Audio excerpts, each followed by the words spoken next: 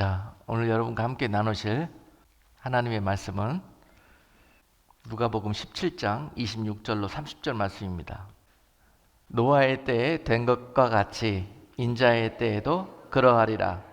노아가 방주에 들어가던 날까지 사람들이 먹고 마시고 장가들고 시집가더니 홍수가 나서 저희를 다 멸하였으며 또 롯의 때와 같으리니 사람들이 먹고 마시고 사고 팔고 심고 집을 짓더니 롯이 소돔에서 나가던 날에 하늘로서 불과 유황이 비오듯 하여 저희를 멸하였느니라. 인자에 나타나는 날에도 이러하리라. 아멘. 오늘 본문 말씀은 제가 오래전에 목회자로 부르심을 받을 때에 저에게 성령께서 감동해 주셨던 말씀입니다. 즉 말하자면 이 목적이 바로 하나님께서 저를 종으로 부르셔서 쓰시고 계시는 이유이기도 할 것입니다. 그때 제가 세상 일에 많이 열심을 내고 있었고 또 세상 계획들이 많이 있어서 그 부르심에 순종을 하지 못했습니다. 그리고 여전히 제 길로 막 달려가고 있을 때 하나님은 거듭거듭 저에게 이런 감동을 주셨고 또 제가 다른 길로 가려고 하니까 꿈속에 3번이나 나타나셔가지고 어떤 이 사건들을 쭉 그림처럼 영화처럼 보여주시는데요. 그때 3일 동안의 연속 꾸었던 꿈이 지금도 생생하고 그것이 바로 하나님께서 제 입을 통해서 하고자 하시는 그런 메시지라고 생각을 합니다. 첫 번째 그때 꾸었던 꿈이 뭐였냐면은 어느 시골 마을이었는데요. 집이 한 40-50채 정도 초가집이 있던 마을이었습니다. 그리고 뒤에는 산이 이렇게 그 마을을 쭉 둘러싸고 있었는데요. 비가 장대비처럼 내리고 있었고 밤에 칠흑같이 어두운 그런 상태였는데 어느 집에서 꼬마 한 명이 나와가지고 그 밤에 이 동네를 쭉 한번 살펴보니까는 곧 비가 너무 많이 와가지고 그 산에 산사태가 나서 곧 마을을 산사태가 덮치려고 하는 그런 상황이었습니다. 그래서 이 꼬마가 집집마다 다니면서 문을 막 두드리는데요. 그리고 산 무너지니까 빨리 일어나셔가지고 피하시라고 집집마다 문을 두드리고 다니는데 다들 깊이 잠이 들고 빗소리가 너무 세가지고 그 소리를 듣지를 못하는 거죠. 다 잠들어 있었습니다. 그래서 급기야는 그 산이 무너지고 그 산사태가 마을을 덮쳤는데요. 거의 한 3분의 1 집들이 그 그 흙더미 속에 묻혀버렸습니다. 그래서 많은 사람들이 상해를 입게 되었는데요. 그리고 나서 아비규환 속이 되었죠. 많은 사람들이 막 아비규환 속에 나와서 돌아다니는데 그 산에서 막 굶주린 이 시커먼 그런 짐승들이 들짐승들이 내려와 가지고 막 이 혼비백산이 돼서 돌아다니고 있는 사람들을 막 물어뜯고 잡아먹는 거예요. 그런 꿈을 첫날에 보여주셨습니다. 그리고 나서 둘째 날 또 연속된 꿈이 시작되는데 그 꼬마가 쭉 보니까는 비가 너무너무 그날도 다음 날도 많이 와서 이번에는 그 마을에 있는 이 큰 저수지에 뚝과 댐이 터지려고 그래요. 막 터지려고 물이 삐질삐질 막 이렇게 틈새에서 기어 나오고 있습니다. 그래서 이번에는 돌아다니면서 큰일 났습니다. 지금 저수지 댐이 무너지려고 합니다. 다 물난리가 나니까 피하십시오. 그리고 이 작은 꼬마가 이 손으로 이렇게 메가폰을 만들어 갖고 막 그 급한 상황에서 외치고 다니는데요.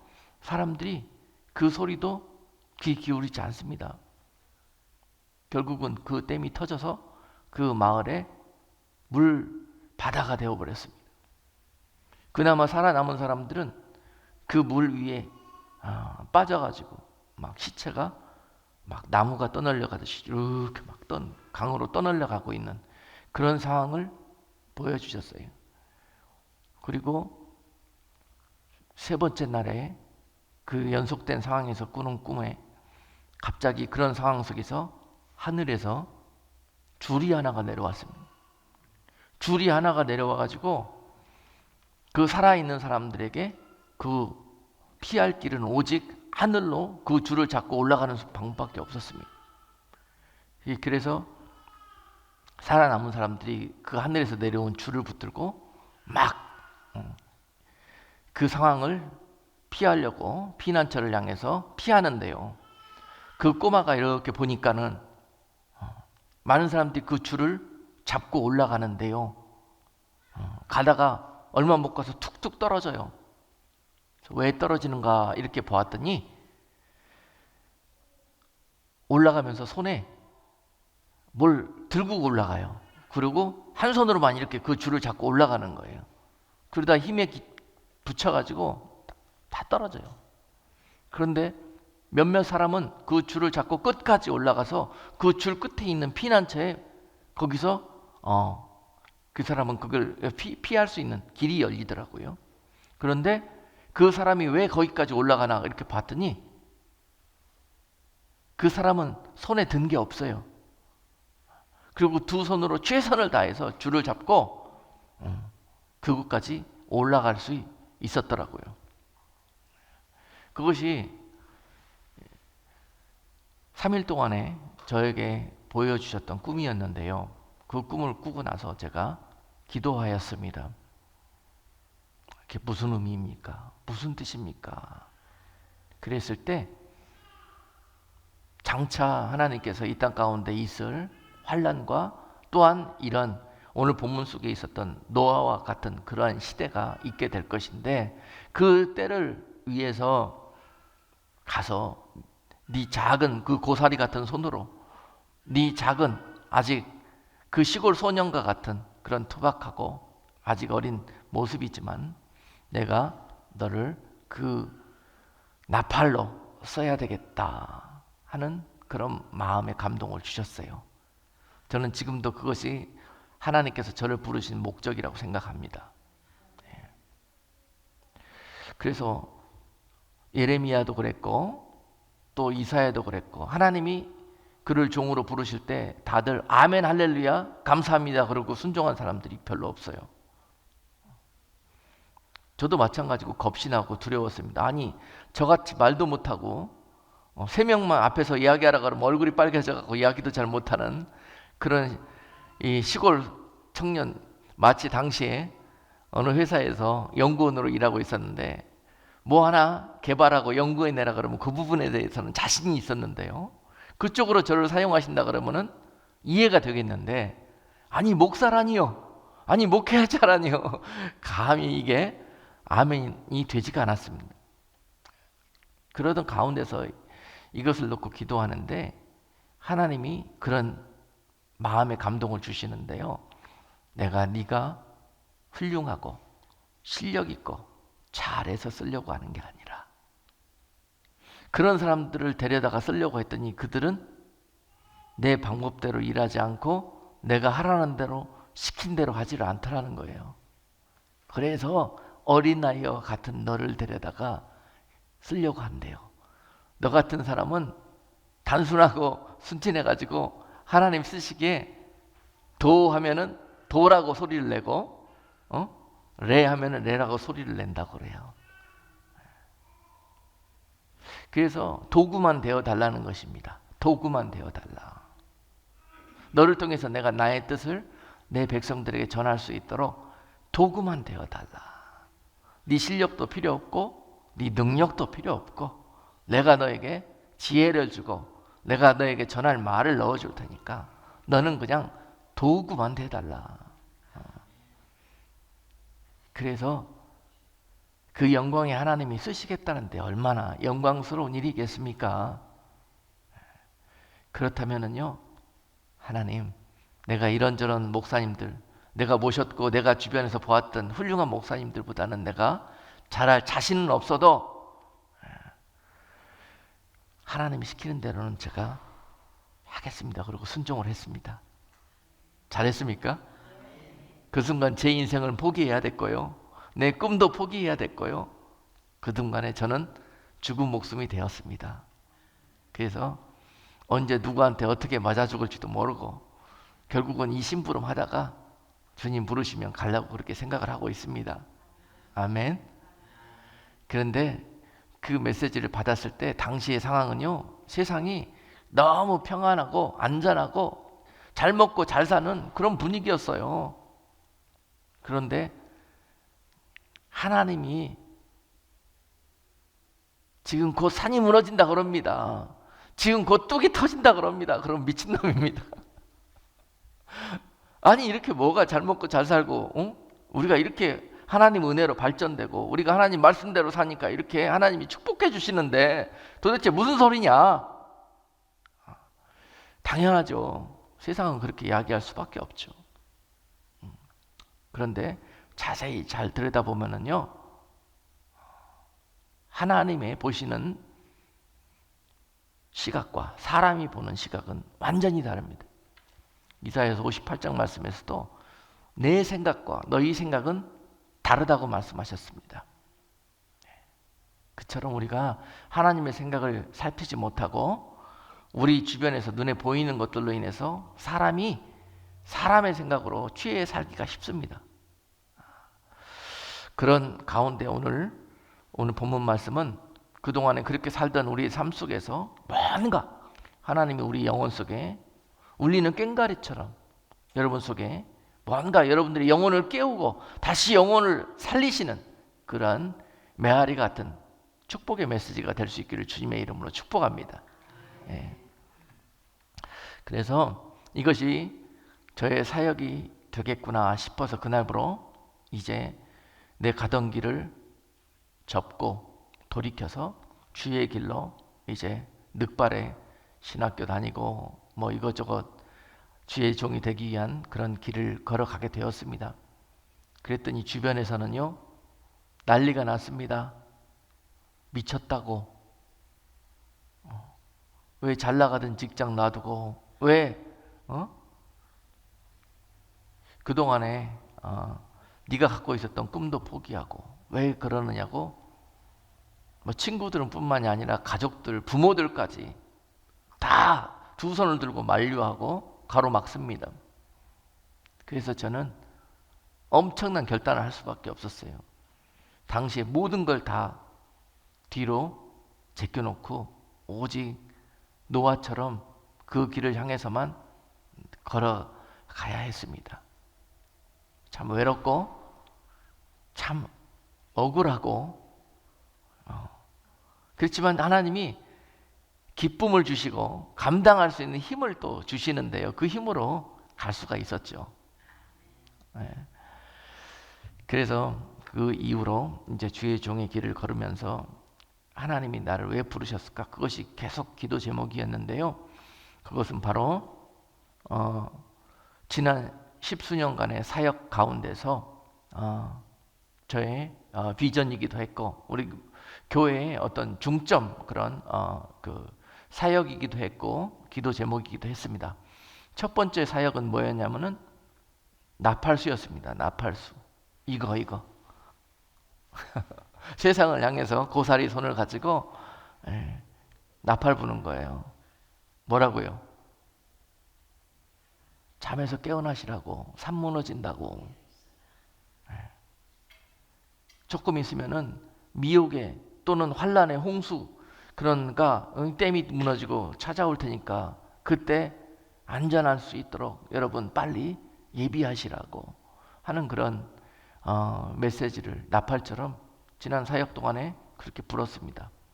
그러면서 별 얘기 다 들었고 별 비난과 핀잔과 손가락질을 다 받았죠. 그런 시간들이었습니다. 그래서 첫 번째로 지난 목회 사역들을 통해서 할 수 있었던 일들이 나팔 부는 거였습니다. 지금 세상이 잘 되는 것 같고 풍요로운 것 같고 은혜가 넘치는 것 같아도 그 가운데 있는 모순들, 그 가운데 있는 하나님의 뜻과 달리 반대로 향하고 있는 우리들의 그런 모습들을 보면서 우리가 다시 회개하자고 그렇게 외쳤던 지난 시간들이었습니다. 첫 번째 지난날의 사역의 키워드는 회개였습니다. 우리가 회개합시다. 돌아가십시다. 하나님의 뜻으로, 하나님의 계획과 성경으로 우리 돌아가십시다. 세속주의와 기복주의와 또 많은 사람들의 그런 일들, 개인적인 그런 이 하나님의 나라와 상관없는 세상 나라를 향하는 우리들의 마음의 중심을 거기에서부터 우리가 돌아가십시다라는 그런 메시지로 지난 시간 동안에 쭉 증거하다 보니까 참 외로운 싸움이었고 좁은 길이었었습니다. 숫자적인 부흥은 거의 기대할 수 없는 그런 목회 생활이었습니다. 그래서 그나마 그 나팔 소리를 듣고 모인 성도들을 이제 양육하는 것이 두 번째 사역의 목표였어요. 양육하는 것. 양육하는 그 고울은 뭐였냐면은 그리스도의 신부들로 양육하는 거예요. 영적으로는 그리스도의 신부들로 양육하고 세상적으로는 그리스도의 군사들로 양육하는 것이었습니다. 말씀으로 그들을 양육해서 하나님이 그 백성들을 이와 같은 모습으로 양육할 때 그때 하나님이 오셨을 때 착하고 충성된 종이라고 칭찬받을 수 있을 것 같았어요. 많은 숫자를 모아놨다 그래서 또 많은 어떤 세상적인 그런 영광을 이루어놨다 그래서 하나님 칭찬하실 거냐? 기도해 보니까 그건 절대 아닌 것 같아요. 그러면 무엇을 하나님께서 가장 기뻐하실 수 있겠느냐? 너는 착하고 충성된 종이라고 그때 주님께서 기뻐하실 것이냐라고 생각해 봤더니 한 영혼들을 하나님이 기뻐하시는 모습으로 그렇게 예비시키는 것, 그것이 바로 목자가 할 일이더라고요. 그래서 그렇게 모여든 이 성도들을 정말 주님을 사랑하고 생명처럼 주님을 사랑하는 그런 성도들로 양육하는 것, 그런 아름다운 영적인 그리스도의 신부들로 예비시키는 것, 그리고 또한 그들을 말씀으로 훈련시켜가지고 이 세상을 믿음으로 돌파해가는 그런 영적인 그리스도의 군대로 교회를 이렇게 준비시키고 성장시키고 훈련시키는 것, 바로 그것이 양육의 목표였습니다. 그래서 지난날 생각해 보자면은 비록 많은 숫자는 아니지만 참으로 아주 귀한 분들을 많이 만났고 그런 분들을 이런 모습으로 믿음으로 말씀으로 훈련시켜서 또한 그들을 세상 가운데 또는 다른 이 교회 가운데 다 이제 흩어지게 하셔가지고 그곳에서 여러 가지로 어떤 이 받은 이 영성과 훈련으로 그렇게 사명을 감당하고 있는 그런 이 메일들을 요새 많이 받습니다. 목사님 그때가 참 그립습니다. 그리고 참 외롭습니다. 이런 소리를 많이들 해요. 다른 큰 교회들로 가서 신앙생활들을 하시고 하면서 너무 많은 군중 속에서 고독함을 느낀답니다. 그것이 바로 예수님께서 말씀하셨던 영적인 시장함이 있었을 거예요. 누가복음 11장에서 보면은 예수님이 무화과 나무에 이파리는 많은데 그 가운데서 열매를 찾을 수가 없어서 많이 시장하셨다고 기록하고 계시잖아요. 그런 것처럼 지금 이 많은 교회와 이 기독교인들 사이에서 잎사귀는 무성하지만은 그 가운데서 주님이 원하시는 열매, 보기를 원하시는, 기대하시는 열매들이 없어서 시장하셨던 것처럼 주님의 마음을 품고 신앙생활 하시는 분들은 아마도 그런 영적 시장함을 다 느끼고 계실 거예요. 그러는 가운데 우리 교회만큼은 그런 하나님의 뜻을 이루시는, 그리고 이곳에 오시면 참 생수와 참 오염되지 않는 영육간의 양식을 얻을 수 있는 그런 교회가 돼야 되겠다 하는 것이 지난날에 목자가 교회를 인도하시는 그런 방향이었습니다. 여러 가지로 부족하고 참 여러 가지로 연약한 그런 상태였지만은 참 감사하게도 많은 분들을 통해서 목사님 참 그때가 그립다는 그런 카톡이나 또 이메일을 받을 때마다 아, 지난 날이 헛되지는 않았구나 하는 그런 기쁨이 있습니다. 지금도 한 영혼이 천하보다 귀하다 하는 그런 마음을 가지고 여러분과 우리의 만남은 우연이 아니죠. 필연입니다. 하나님이 예비하신 필연이에요. 진짜로 한국 사람들이 한국 내에서가 아니라 이역만리 미국에 와가지고 그것도 한 교회 안에서 만날 수 있다는 그 확률이요. 따져보십시오. 얼마나 그게 우연히 있을 수 있는 일이 아니에요. 그것도 하나님께서 오래전부터 예비하셨고 이 일을 위해서 또한 준비하신 그런 시간이라고 바라봅니다. 아멘. 다른 교회들 가시면은 뭐 복받아라, 뭐 귀하십니다, 착하십니다, 뭐 별소리 다 듣고 그러지만은요, 여러분 지금은 그런 메시지가 중요한 게 아니라 지금은 하나님이 우리에게 듣기를 원하시는 메시지, 그것이 바로 우리에게 축복이 됩니다. 그 키워드는 회개입니다. 회개. 지난 모든 이런 악행 속에서, 악한 생각과 중심 속에서 하나님의 생각과 방법으로 돌아오라는 거예요. 그것이 우리들이 지금 당장 들어야 될 축복의 메시지, 바로 우리 영적인 키워드가 회개라는 단어예요. 근데 이 메시지만 전하면 사람들이 다 싫어해요. 좋은 소리만 듣고 싶어해요. 우리 들을 수 있는 귀가 있어야 합니다. 들을 수 있는 귀가 있어야 해요. 그래서 교회를 그와 같이 지금까지 인도해 오고 있었습니다. 몇 번 맞아 죽을 뻔했고 문이 닫힐 뻔한 그런 위태로운 상황도 있었지만 하나님의 은혜로 지켜주셨고 여기까지 올 수가 있게 되었습니다. 지금은 이렇게 메릴랜드, 우리 이 시골 동네인 월돌프까지 오게 하셔가지고 또 이곳에 계시는 여러분과 만남이 있게 하셨고, 또 여러분들을 향해서 이 시대에 하나님께서 정령코 원하시는 그런 말씀을 전할 수 있게 된 것을 감사하게 생각합니다. 네. 오늘 본문 말씀 속에서 이 주님이 당시에 이스라엘 백성들에게 2000년 전에 찾아오셔서 당시에 그 세대를 향해서 이와 같이 말씀하셨어요. 어찌할꼬 어찌할꼬. 이 세대가 바로 당시에 오래전에 노아의 때 사람들이 그렇게 신앙생활하고 그렇게 살다가 망했던 그런 일들을 행하던 그런 세대가 바로 지금 이 세대가 아닌고, 저 롯의 시대에 많은 사람들이 그렇게 하나님의 말씀에 귀 기울이지 않고 자기 멋대로 자기가 옳다고 생각하는 뜻을 쫓아 살다가 결국 유황불에 망했던 그 시대를 바라보면서 그 세대가 바로 지금 이 시대가 아닌가, 지금 주님께서 직접 오셔서 그 세대를 향해서 이와 같이 말씀하고 계셨던 거예요. 그러나 이 음성은 바로 이 시대에 우리가 살고 있는 지금 이 때에도 성령께서 애타는 목소리로 이 세대를 향해서 외치고 계신다는 사실을 우리가 아멘으로 받아들여야 할 것입니다. 그리고 주님이 다시 오실 때가 가까워지면 질수록 주님이 말씀하실 때 그 때가 임박해질수록 해산의 고통이 임산부에게 찾아오듯이 많이 그 시대가 이 노아의 때처럼 롯의 때처럼 이런 이유들 때문에 고통의 때가 많이 믿는 자들이 핍박을 겪고 힘들어 좁은 길을 걸어가는 것처럼 느껴지는 그런 시대가 될 것이다라는 거예요. 주님 오실 때가 가까워지면 질수록 노아의 때처럼 롯의 때처럼 이와 같은 일들이 있게 될 것이라고 말씀해 주셨습니다. 그러면서 자, 그러면 여러분, 노아의 때가 과연 어떤 때였습니까? 노아의 때가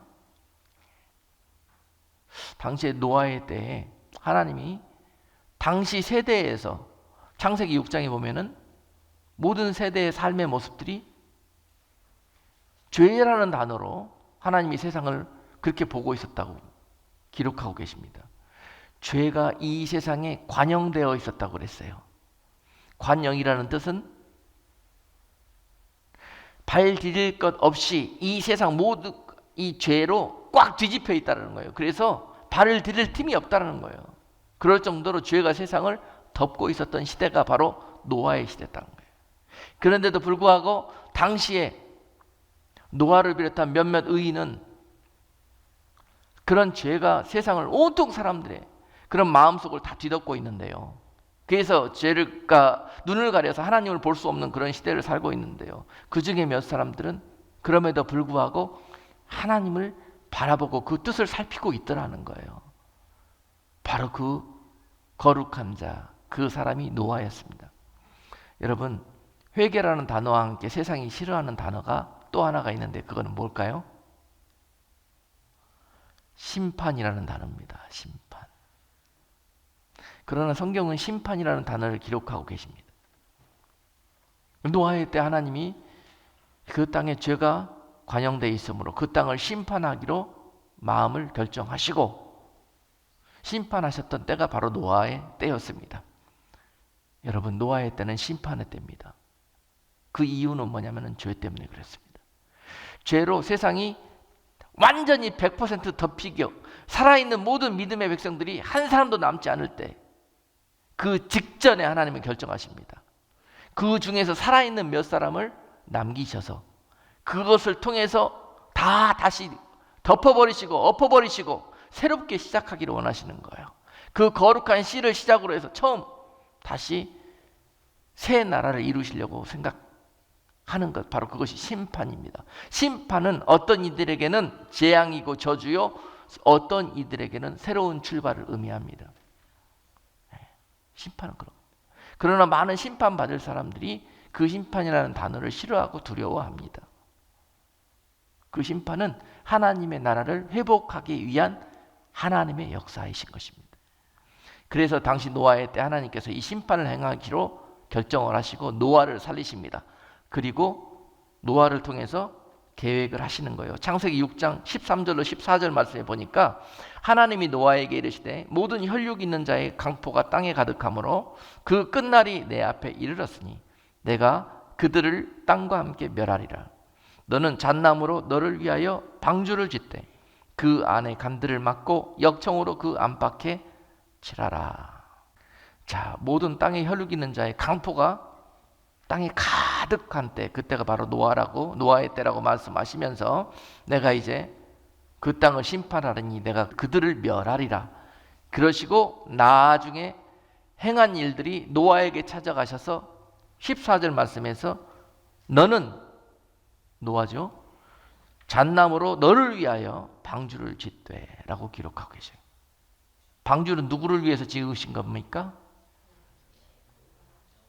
방주는요, 많은 분들이 잘못 알고 있는 것이 세상 모든 사람들을 구하시기 위해서 방주를 짓고 있다고 생각을 해요. 근데 성경은 방주를 왜 지으라고 그랬습니까? 노아 너를 위해서 지으라고 그런 거예요. 왜냐하면 하나님의 뜻은 다 죽이시고 노아만 살리시기를 원하셨거든요.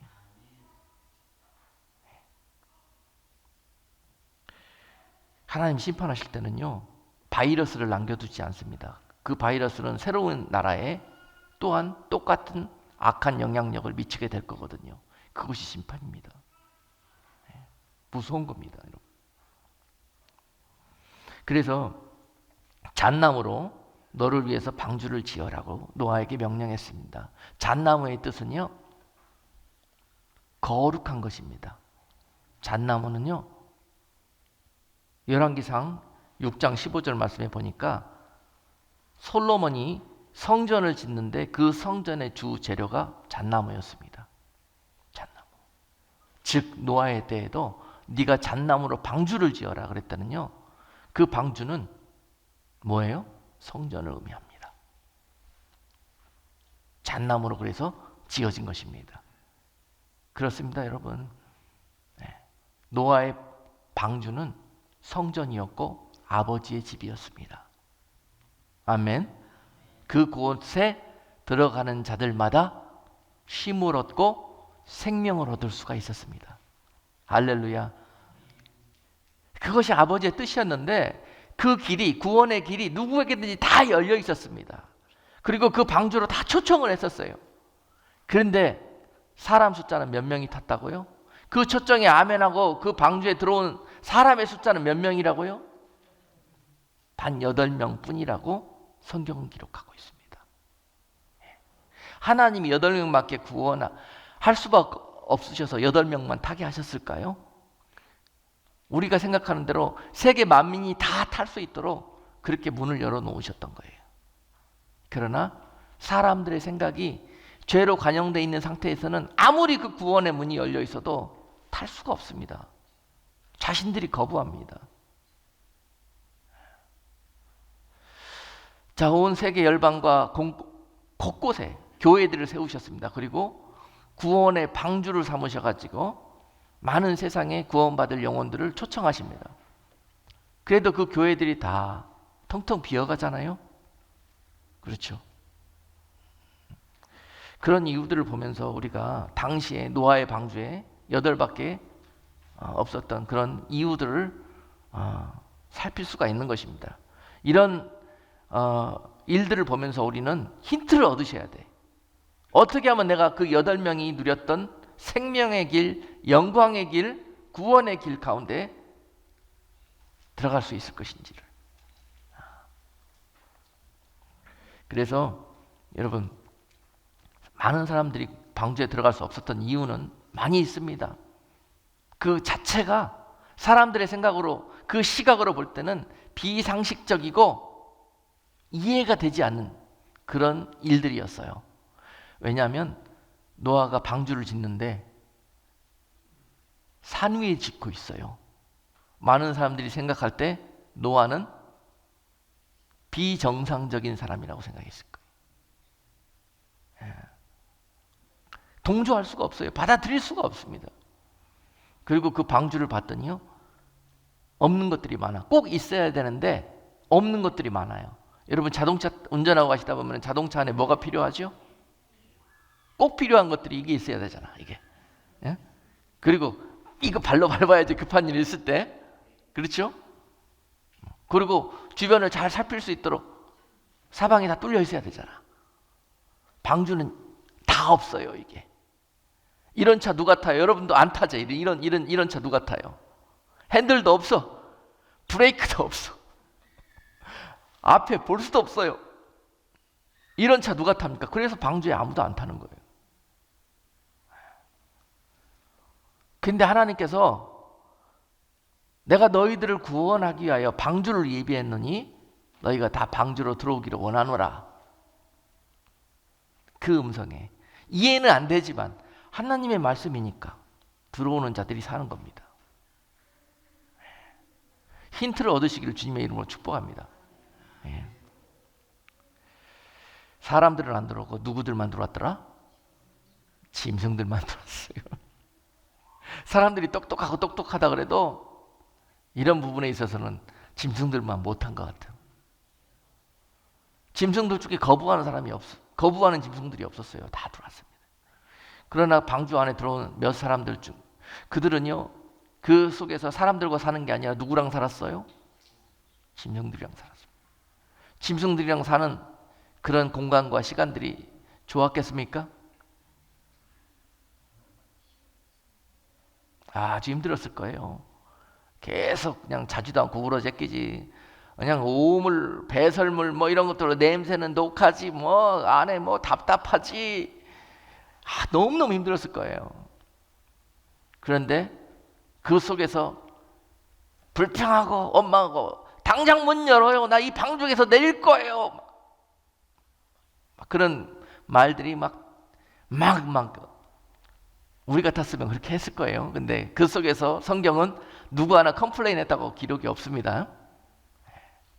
왜냐하면 그렇게 현실적으로는 무덤 같고 감옥 속 같고 답답하고 그런 시간과 공간이었지만은요, 그것 자체가 구원이었기 때문에 그래요.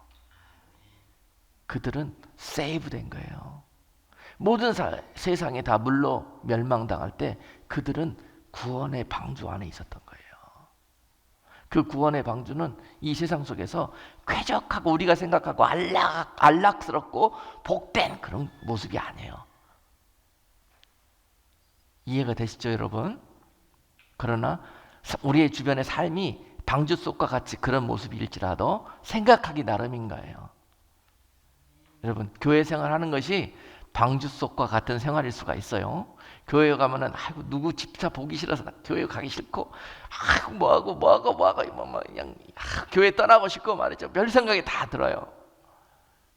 그런데요, 그런 이유들이 방주를 떠나는 이유가 되면 안 돼요.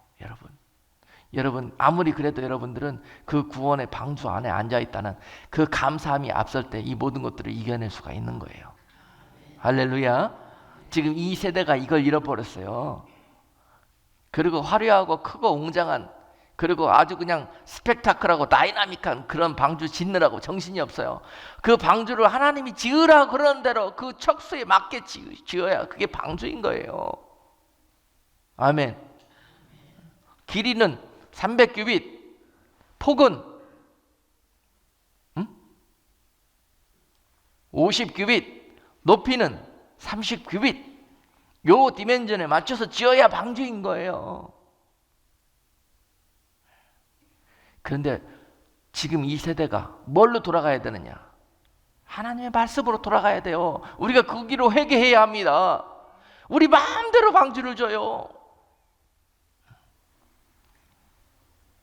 어떤 목사 이야기하는 거 들어보니까는 교회를 손님 만든다고 그러더라고. 손님 많이 받으려고 더 스페이스를 크게 줘야, 세상적이고 세속화되어도 우리가 너무 많이 갈써요. 시인판이 우리 눈앞에 가까이 있음을 우리가 볼 수 있어야 합니다. 작금에 교회들이 많은 어려움을 겪게 하시는 그런 이유들이 바로 이러한 이유가 아닐까 싶어요. 여러분, 우리는 지금 이 순간 오늘 메시지를 통해서 영육간에 우리가 회개해야 살 길이 있다라는 것을 느낄 수가 있어야 합니다. 지금도 성령은 너를 위해서 방주를 지으라고 말씀하십니다. 너를 위하여. 나는 너를 살리기를 원한다. 나는 이 시대에 너를 노아로 쓰기를 원한다.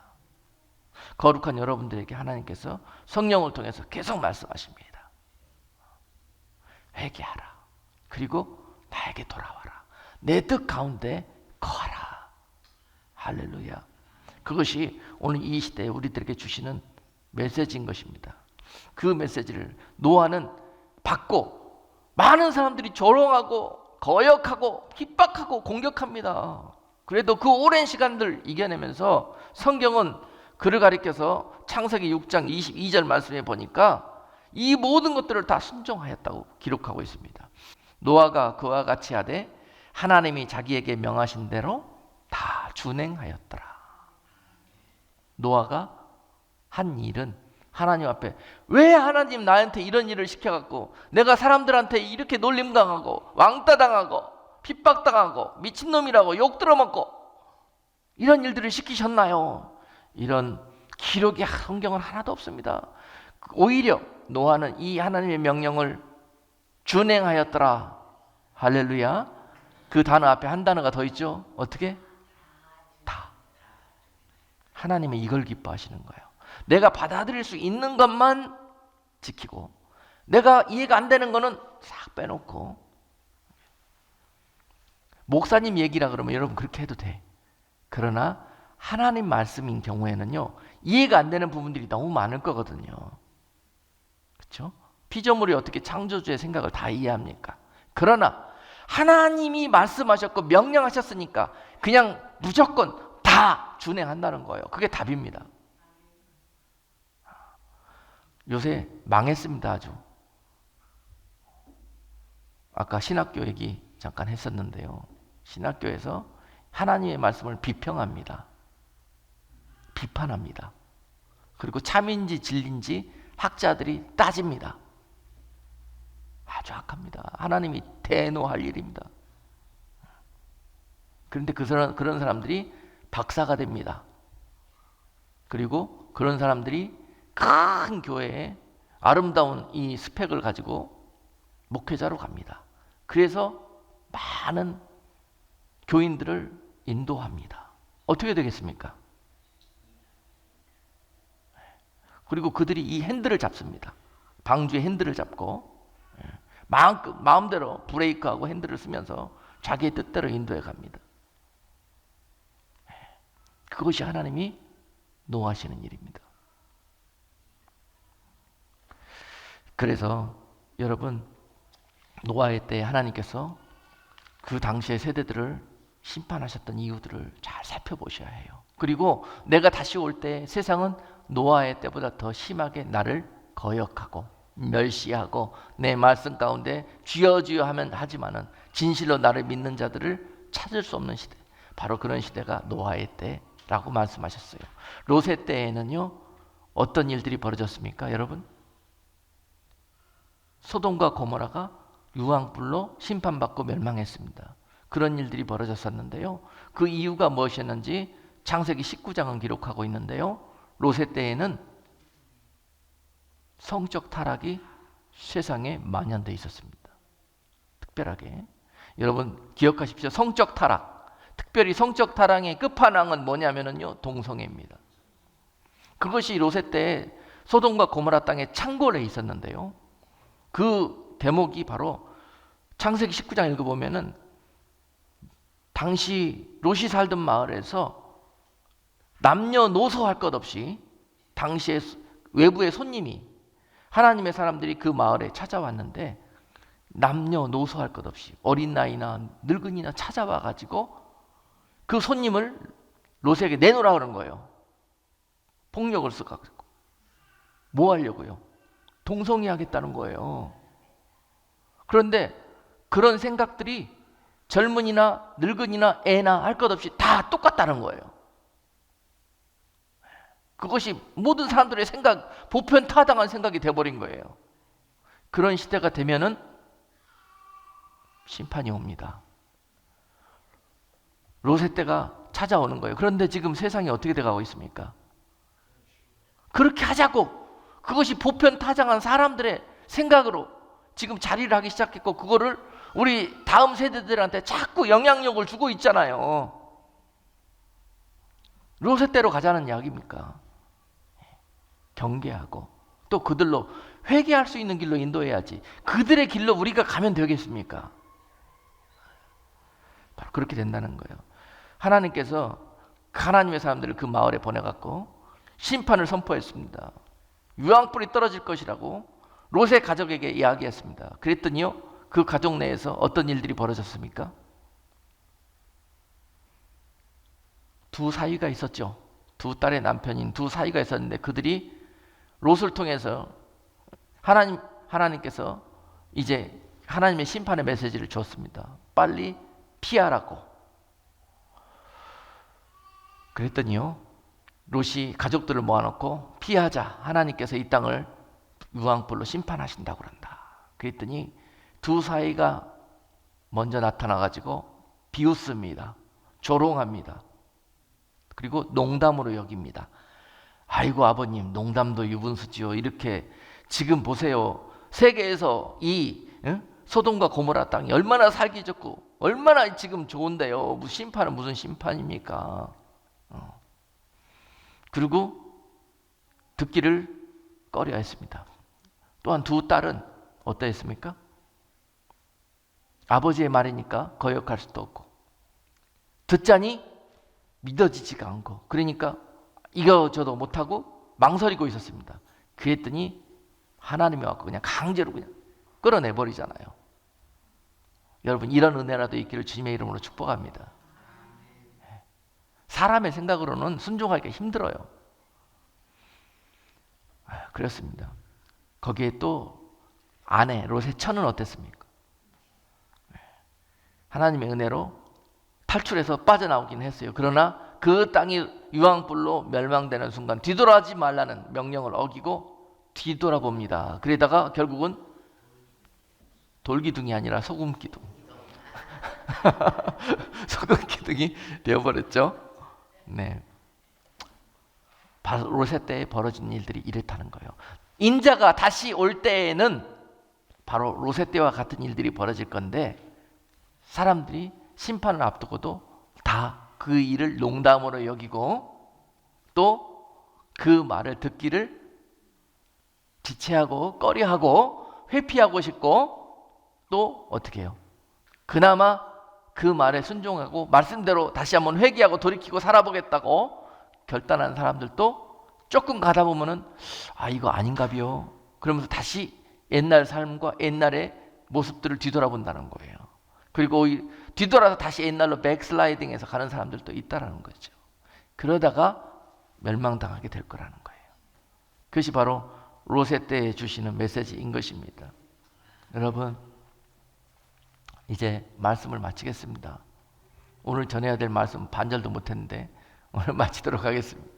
마지막으로 이 때를 오늘 본문은 말씀하시면서 뭐라고 그랬습니까? 많은 사람들이 멸망으로 달려가는 그 넓은 길로 가는 사람들은 여전히 옛날처럼 아무리 말해도, 아무리 성령께서 탄식하신 음성으로 그들을 구원하시고자 하셔도 그들은 여전히 먹고 마시고 자기 할 길로 자기 생각대로 그렇게 달려가다가 어떤 이들은 유황불에, 어떤 이들은 산사태에, 어떤 이들은 강물에 떨어져 나가게 된다는 거예요.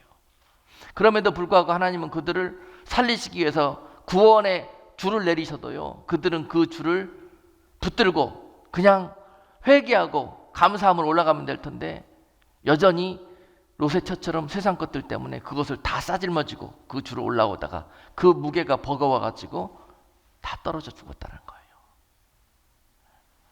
여러분, 지금은요, 우리가 오늘 주님께서 이 마지막 때 벌어질 이 경고의 말씀을 귀를 기울여서 들어야 되는 시대입니다. 주님 오시는 발자국 소리가 지금 우리 주변 가운데 여러 가지 사회적인 현상들과 벌어지는 일들을 보면서 그 소리를 들을 수가 있어야 합니다. 그리고 그 때에 마땅히 우리로 그 말씀에 순종하고 방주를 예비하라, 너는 방주를 예비하라 하시는 그 음성을, 나는 과연 무엇을 예비해야 되는가? 그 방주는 바로 여러분 회개를 의미합니다. 다시 한번 하나님의 말씀으로 돌아오는 것을 이야기하고 약속으로 돌아오는 것을 이야기하고 그 안에 실제로 생각뿐 아니라 발걸음을 그 안으로 들어와야 합니다. 할렐루야. 이것이 순종입니다. 순종은 행동이 따르고 동적인 움직임을 필요로 합니다. 그것이 순종입니다. 내 마음속에서만 회개하고 내 마음속에서만 생각하고 순종하는 것은요, 그건 온전한 순종이 아니에요. 내 삶이 변화돼야 되고 내 모든 발걸음이 다시 돌이켜야 되는 거예요. 회개했다 그러면서 여전히 그것을 동일한 방향으로 동일한 습관을 쫓아가고 있다면 그거는 회개하는 것이 아닙니다. 마지막으로 누가복음 21장 34절로 36절 말씀에서 주님은 마지막 세대를 향해서 다시 한번 권면의 말씀으로 경고하고 계시는데요, 마지막 그들이 무엇하다 망할 거냐 보았더니요, 염려 근심하다 망한답니다. 방탕함과 술 취함 때문에 망한답니다. 주님께서 그 세대들을 향해서 이렇게 권면하셨습니다. 34절, 너희는 스스로 조심하라. 그렇지 않으면 방탕함과 술 취함과 생활의 염려로 마음이 둔하여지고 뜻밖의 그날이 덫과 같이 너희에게 임하리니 이날은 온 지구상에 거하는 모든 사람에게 임하리라. 이러므로 너희는 장차 올 이 모든 일을 능히 피하고 인자 앞에 서도록 항상 기도하며 깨어있으라 하시니라. 주님의 당부하심은 하지 말라는 것 3가지, 그리고 하라는 것 1가지. 하지 말라는 것 3가지 뭡니까? 방탕하지 말아라, 술 취하지 말아라, 또 생활에 염려하지 말아라. 세상 사람들이 이 3가지 때문에 망합니다. 여러분, 있는 사람들은 뭐하다 망해요? 방탕하다 망합니다. 방탕. 있는 것으로, 받은 축복으로 하나님 뜻대로 하지 않고 육적으로, 세속적으로 방탕의 길을 걷다 망해요. 또 다른 부류들, 자기 뭔가 생각이나 지식이나 또 어떤 명예나 자기 세상에 손에 쥔 것들 때문에, 이것들 때문에 행복한 사람들은 이것에 취해 있어요. 이거를 사람들은 이거 드링킹하는 걸 술 취했다고 얘기하는데 성경에서는 이 술 취한 상태를 가리켜서요, 영적 술 취함을 이야기합니다. 에베소서 5장 18절 말씀인가요? 보면은 너희는 술 취하지 마라, 이는 방탕한 것이니 성령의 충만을 받으라고 그러시잖아요. 술 취함의 반대말은 성령 충만이에요. 그러니까 성령 충만하지 않고 나로 충만, 내 생각 충만, 세상 충만, 이런 상태를 술 취한 거라고 성경은 보는 거예요. 많은 사람들이요, 예수 믿으면서도 또는 믿지 않는 사람들 중에서 세상에 이 잘 나가는 사람들은 그 잘 나감에 취해 있습니다. 이것이 바로 술 취합니다. 그러다가 예수를 못 보고 그 취한 것들 때문에 취해 살다가 망한다는 거예요. 참고하시기 바랍니다, 여러분. 그 모든 것들 가운데 내 삶의 우선순위가 예수가 되어야 해요. 그래야 이것이 바로 너를 위해서 방주를 준비하는 거예요. 방주는 예수 그리스도셔요. 이것을 준비하라는 거예요. 또한 생활의 염려에 빠져들지 말아라. 누가 그러겠어요? 없는 사람들, 힘든 사람들. 그것도 서러운데 여러분, 그걸로 염려 근심하고 그러다가 망해 죽으려고 얼마나 이게 비참합니까 여러분? 없이 사는 것도 서러운데요, 그것 때문에 맨날 염려하다 망하시렵니까 여러분? 염려 근심을 주는 것은 100% 원수막입니다. 100%. 하나님의 자녀는 염려할 필요가 없어요. 근심할 필요가 없어요. 염려한다고 해서 너희 키를 한 자를 더 할 수 있냐? 성경은 그렇게 말씀하십니다. 네 힘으로 그것을 해결할 수가 있느냐? 염려하는 대신에 우리는 뭘 해야 됩니까? 기도를 해야 됩니다. 기도를. 그 길을 찾지 못하고 우리는 염려를 하는 거예요. 뭐 때문에? 생활 때문에. 당장 빚 내야 되고 당장 이 당면한 문제 해결해야 되고, 우리들이 현대인들의 삶이 그렇잖아요. 전부 다 생활의 염려에 묶여 있습니다. 자식 걱정, 비즈니스 걱정, 뭐 이 돈 걱정, 그냥 모든 삶이 다 따지고 보면 걱정거리인데요, 이거를 생각을 바꾸는 거예요.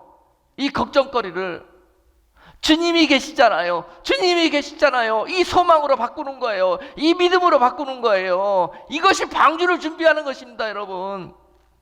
방주를 구원하는 자들이, 방주를 준비하는 자들이 구원을 입게 될 것이에요. 마귀가 주는 모든 염려와 근심도요, 여러분들을 족쇄로 채울 수가 없습니다. 항상 기뻐하고 범사에 감사하고 그런 삶으로 여러분들은 하나님의 뜻 가운데 붙들어 주실 거예요. 그것이 방주에 거하는 성도의 삶입니다. 이 땅에서의 성도의 삶은 마땅히 그와 같아야 합니다. 그들이 바로 방주의 주인공들이 되게 될 것입니다. 너희는 이 모든 일들을 능히 피하고 오직 항상 깨어서 기도하며 주님의 뜻을 바라보고 그 가운데 소망을 얻으라는 것이 우리에게, 이 세대에게 주시는 명령인 것입니다. 기도하겠습니다. 살아계신 하나님, 우리 이 세대가 하나님의 뜻을 분별하지 못하고 술 취하고 방탕하고 모든 염려 가운데 하나님의 뜻 가운데 거하지 못하고 있나이다. 하나님, 이 세대를 불쌍히 여겨 주시옵시고, 하나님, 모든 생각과 모든 저들의 믿음이 오히려 하나님의 뜻을 반하고 오히려 하나님을 거역하려는 이 세대 가운데, 주님, 이 세대를 바라보는 주님의 탄식하시는 음성으로 우리도 함께 기도하게 하옵시고, 오히려 우리의 모든 삶을 위하여 방주를 예비할 수 있는 지혜롭고 복된 성도들 될 수 있도록 은혜 베풀어 주시옵소서. 예수 그리스도의 이름으로 기도하옵나이다. 아멘.